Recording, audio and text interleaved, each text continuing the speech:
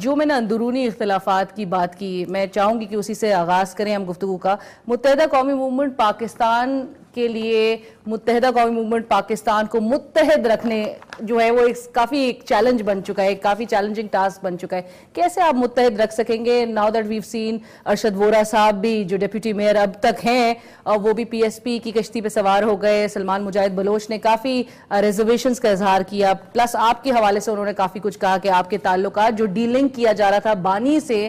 وہ کہتے ہیں ابھی بھی آپ رابطے میں ہیں۔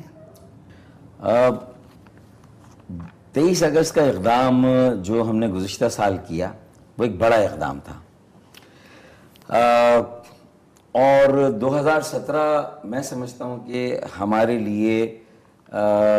بہت طمانیت کا باعث ہے۔ ہمارے اعتماد میں اضافہ ہوا ہے۔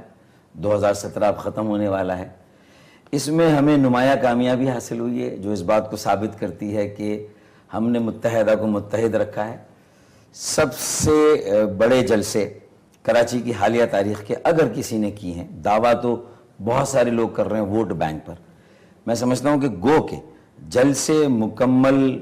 کوئی یارڈ سٹک یا پیمانہ نہیں ہوتے کہ آپ کی پاپولیرٹی، آپ کی عوامی حمایت اور تائید مکمل نہیں ہوتے، لیکن ایک بڑا انڈیکیٹر ضرور ہوتے ہیں۔ تو اگر جلسوں میں آپ کو کمپٹیشن، آپ اگر اس کا تقابلی جائزہ لیں کمپٹیٹیو کہ کس کے جلسے، تو 5 نومبر کا جلسہ لیاقت آباد میں جو ہم نے کیا، بجا طور پر بلا شبہ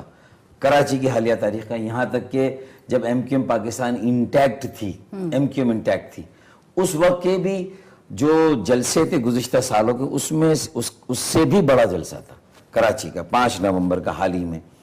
پھر حیدرآباد میں جو ہم نے 8 دسمبر کو جلسہ کیا، کوانٹیٹی تو تھی ہی، بڑا جلسہ تو تھا ہی حالیہ تاریخ کا، حیدرآباد کی گزشتہ چند سالوں کی تاریخ کا بھی بڑا جلسہ تھا، بلکہ جو کوالٹی تھی، جو لوگوں کا کرنٹ تھا، ان کی انرجی تھی، جس طرح لوگ چارج تھے، انوالو تھے، میں سمجھتا ہوں کہ اس نے ہمیں بڑا کانفیڈنس دیا، بڑا انکریج کیا، اور